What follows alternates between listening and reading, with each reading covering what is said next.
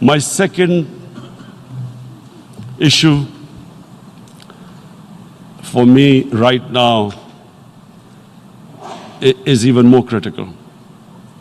Mr. President, every year, billions of dollars leave the poorer countries and go towards rich countries.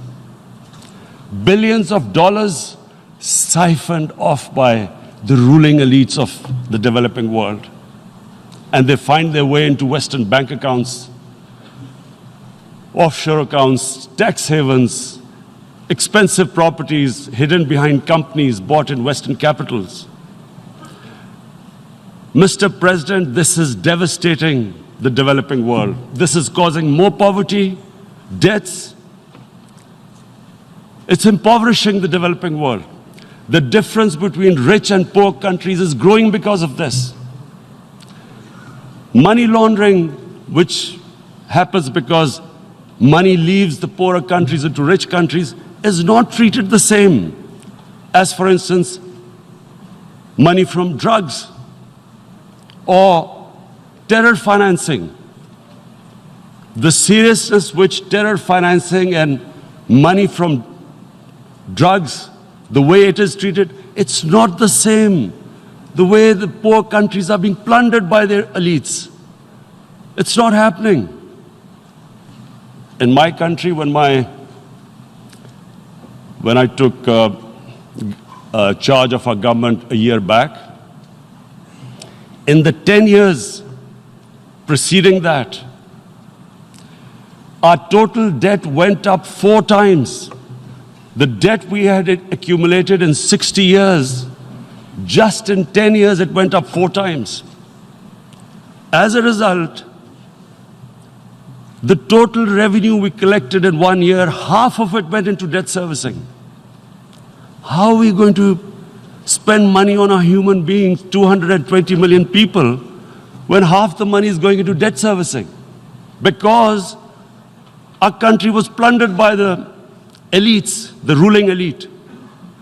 And easily they could get the money out. And when, Mr. President, we located properties in Western capitals bought by this money through corruption and money laundering, located the properties of these corrupt leaders, we find it so difficult to retrieve it. That money, if we retrieved that money, we could spend on our human beings. But they are such, it's so difficult. The laws protecting these criminals. We do not have the sort of money to have expensive lawyers and spend millions and millions of dollars. We need help from the rich countries. And Mr. President, it's critical.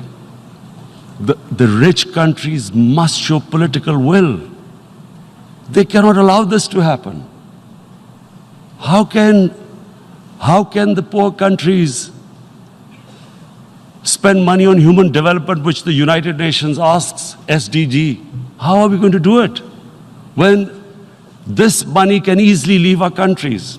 So, unless the rich countries intend to build walls to stop economic refugees coming as we see right now, they must take action. They must take action now. It must be a deterrent. Corrupt ruling elites should not be able to take money out easily and park it into foreign bank accounts and into these properties abroad. And I never understand why. Why do we have these tax havens? Why is this allowed? Why shouldn't rich people pay taxes? Why is it legal to have these tax havens where you have these secret accounts? Because, you know, world is changing. The population of the world is growing. Sooner or later, you're going to have a crisis. If the poor get poorer and the rich get richer, there is going to be a crisis sooner or later. So this is my second point. I hope that the United Nations takes a lead in this. It involves the IMF, the World Bank, Asian Development Bank. They must find a way of stopping this plunder of the